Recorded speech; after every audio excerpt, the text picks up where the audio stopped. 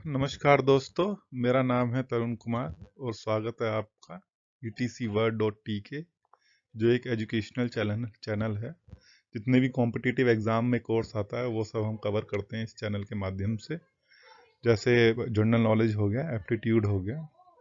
तो वीडियो शुरू करने से पहले कहूँगा कि मेरा चैनल लाइक और सब्सक्राइब ज़रूर करें।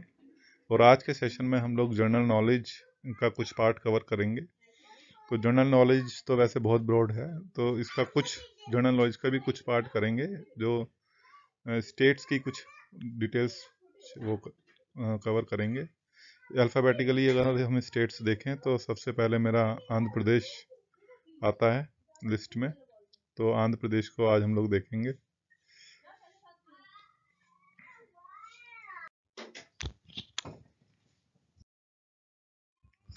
भारत के नक्शे में अगर हम लोग आंध्र प्रदेश को देखें तो जो आंध्र प्रदेश की लोकेशन है वो साउथ ईस्ट में पड़ती है। साउथ ईस्ट, अगर आपको किसी भी नक्शे में किसी भी जगह की लोकेशन देखनी है तो उसको वैसे देख सकते हैं। जो नक्शे का टॉप होता है, मतलब जो सबसे ऊपर होता है वो नॉर्थ होता है, जो मेरा लेफ्ट होता है वो वेस्ट होता है, राइट जो होता है वो मेरा ईस्ट होता है, और जो नीचे होता है वो मेरा साउथ होता है। तो उस हिसाब से देखें तो मेरा सदर्न ईस्ट में मेरा आंध्र प्रदेश लाई करता है, मतलब नीचे है और ईस्ट में है। जो रेड लाइन से दिख रहा है ये मेरा पहले वाला आंध्र प्रदेश है, जो विभाजन से पहले वाला आंध्र प्रदेश है। 2014 में इसका विभाजन तेलंगाना और आंध्र प्रदेश में हो गया था। तो जो तेलंगाना है वो जो मेरा आंध्र प्रदेश का नॉर्थ वेस्ट पार्ट है वो तेलंगाना बन गया था, और बाकी पार्ट मेरा आंध्र प्रदेश बन गया था। अगर आंध्र प्रदेश को भी देखें तो इसको भी दो हिस्सों में बांटा जा सकता है।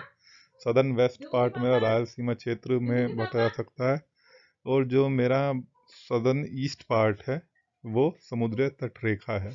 तो इस तरीके से दो पार्ट में इसको बांटा जा सकता है आंध्र प्रदेश को। अब आगे चलते हैं, देखते हैं आंध्र प्रदेश। आंध्र प्रदेश की स्थापना 1 अक्टूबर 1953 में हुई थी, और 2 जून 2014 में इसका विभाजन हो गया था। इसका विभाजन तेलंगाना और आंध्र प्रदेश में हो गया था। तो इस तरीके से अगर हम लोग देखें तो 2 जून 2014 को तेलंगाना का स्थापना दिवस भी बोल सकते हैं। तो अगर कभी क्वेश्चन आता है कि तेलंगाना का स्थापना दिवस क्या है, तो वो उसका आंसर 2 जून 2014 है। फ्रेंड्स, यहाँ पर थोड़ा ये ध्यान रखना है कि वैसे तो डिटेल्स बहुत सारी हैं किसी भी स्टेट की, वो इतनी है कि उस पर पूरा सब्जेक्ट बन सकता है, लेकिन हम यहाँ पर कुछ पार्ट कवर कर रहे हैं जो मेनली एग्जामों में पूछा जाता है।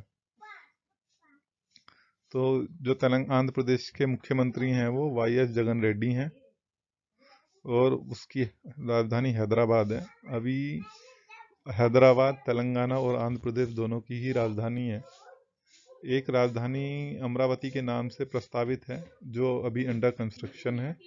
एक बार ये अमरावती बन जाएगा तो आंध्र प्रदेश की राजधानी अमरावती शिफ्ट हो जाएगी, और हैदराबाद सिर्फ तेलंगाना की राजधानी बन के रहेगी। और राज्यपाल आंध्र प्रदेश के विश्वभूषण हरिचंदन है। इसकी समुद्री तट रेखा अगर हम लोग देखें तो 975 किलोमीटर लंबी इसकी समुद्री तट रेखा है। ये काफ़ी बड़ी है, और ये मैं बता दूं आपको, भारत में दूसरे नंबर पे ये आती है। पहले नंबर पर गुजरात की समुद्री तट रेखा है जो 1600 किलोमीटर की है।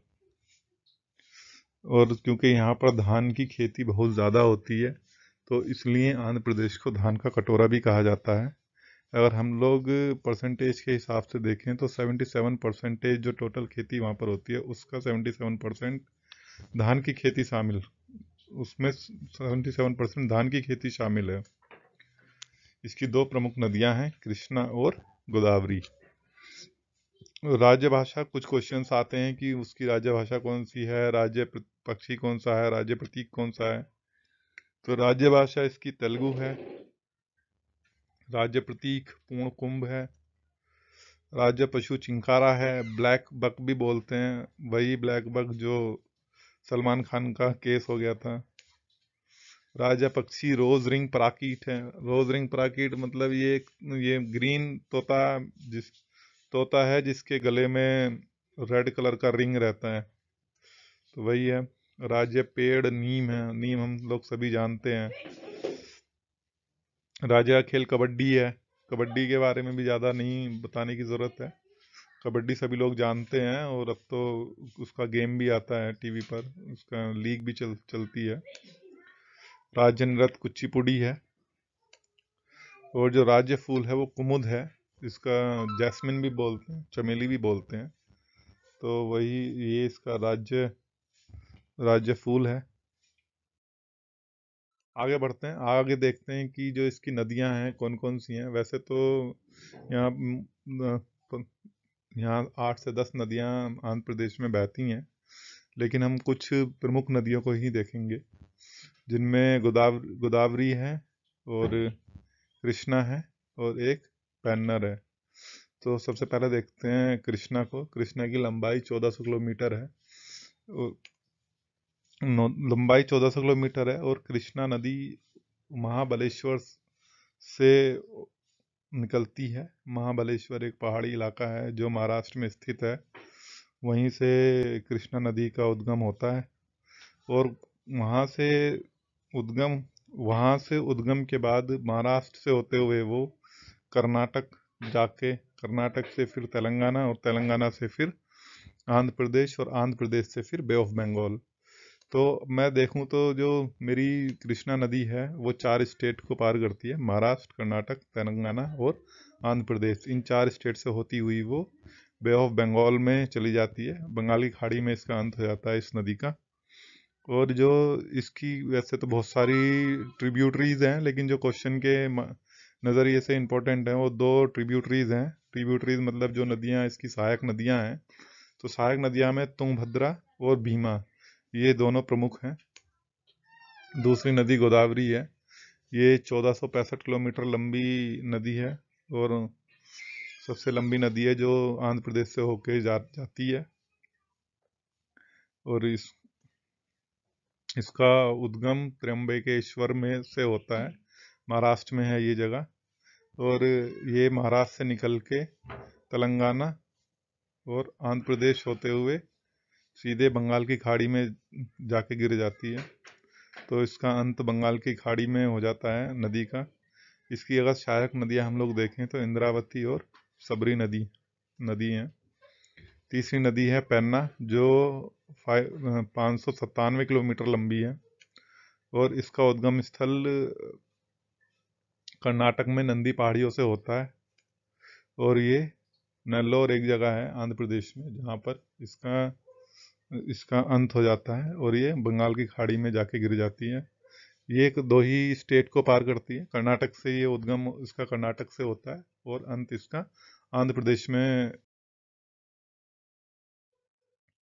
और मैं बेसिकली कहना चाहूँगा, जो नदियाँ हैं इनकी बहुत सारी सहायक नदियाँ हैं।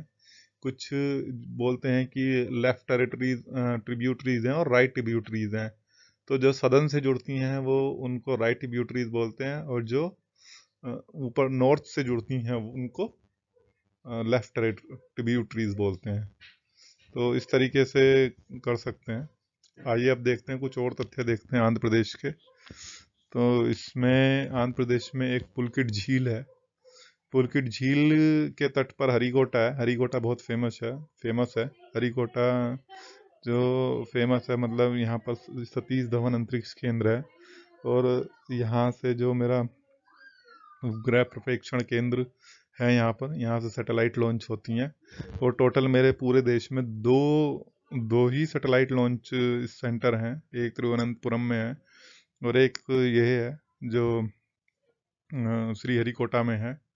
तो इसी से इसकी बहुत इंपॉर्टेंस है इस झील की, क्योंकि इस झील के तट पर श्रीहरिकोटा है, और वहाँ मेरा सतीश धवन अंतरिक्ष केंद्र है, जहाँ से मेरी सैटेलाइट लॉन्च होती है। और इस टाइप के सिर्फ दो ही केंद्र हैं पूरे देश में, एक तिरुवनंतपुरम में है और एक श्रीहरिकोटा में है। श्रीहरिकोटा में अंतरिक्ष केंद्र बनाने के भी अपने फायदे हैं, आप पढ़ सकते हो दूसरी वेबसाइट पे जाके, हम लोग यहाँ कवर नहीं करेंगे। और इस राज्य का रजत क्रांति में भी काफ़ी योगदान रहा। रजत क्रांति के हिसाब से भी बहुत इम्पोर्टेंस है इस राज्य की। तो रजत क्रांति मैं बताना चाहूँगा, रजत क्रांति अंडा उत्पादन से संबंधित है, और ये इंदिरा गांधी जी ने शुरू करवाया था, उन्हीं को इसका जनक माना जाता है। और अंडा क्रांति मीन्स इस रजत क्रांति लाने से जो अंडे का मेरा उत्पादन था वो बहुत ज़्यादा बढ़ गया था। पंचायती राज, पंचायती राज ये आंध्र प्रदेश देश का दूसरा ऐसा राज्य है जिसने पंचायती राज को अपनाया था। और दूसरा जो पहला राज्य था वो मेरा राजस्थान था जिसने पंचायती राज को अपनाया था। यहाँ पर एक बात बहुत ही ध्यान देने वाली है, ये भले से ही दूसरा राज्य था जिसने इसको अपनाया था, लेकिन ये जो आंध्र प्रदेश है ये पहला ऐसा राज्य था जिसने पंचायती राज शुरू कर दिया था। राजस्थान ने अपना तो लिया था लेकिन वहाँ शुरू नहीं हुआ था, लेकिन जो आंध्र प्रदेश है यहाँ इसने दूसरे नंबर पे अपनाया, लेकिन शुरू सब पहला ऐसा राज्य है जो शुरू कर दिया, सबसे पहले शुरू कर दिया था। विशाखापट्टनम जो देश के 13 प्रमुख समुद्री बंदरगाह हैं उनमें से एक है, और ये सबसे गहरा बंदरगाह है, पूरे देश का सबसे गहरा बंदरगाह है। कभी भी क्वेश्चन आता है तो आप सॉल्व कर सकते हो कि ये देश का सबसे गहरा बंदरगाह है समुद्री। तो दोस्तों यहाँ पर मेरी स्लाइड एंड हो जाती है, और मैं आपसे यही गुजारिश करना चाहूँगा कि जो भी आपको डाउट हुए, जो भी इस वीडियो के दौरान जो भी डाउट हुए हैं आपको, या जो भी कुछ समझ में नहीं आया, जो कुछ भी और भी डेटा डालना है वो आप मुझे बता सकते हैं। मुझे कमेंट सेक्शन में कमेंट दे सकते हैं, जो भी आपका सजेशन है उस वो भी आप दे सकते हैं। मैं बहुत आभारी रहूँगा आपका सजेशंस के लिए। और मैं फिर आपको बोलता हूँ कि जो भी आपको लगता है कि भाई ये सजेशन होना चाहिए या ये इस टॉपिक पे कवर होना चाहिए, तो वो टॉपिक भी आप दे सकते हैं, उस पर ही मैं वीडियो बना दूंगा। और जो मुझे फ़िलहाल आप अगर आपको ये वीडियो मेरा अच्छा लगा तो इसको लाइक करें और मेरे चैनल को सब्सक्राइब करें। धन्यवाद।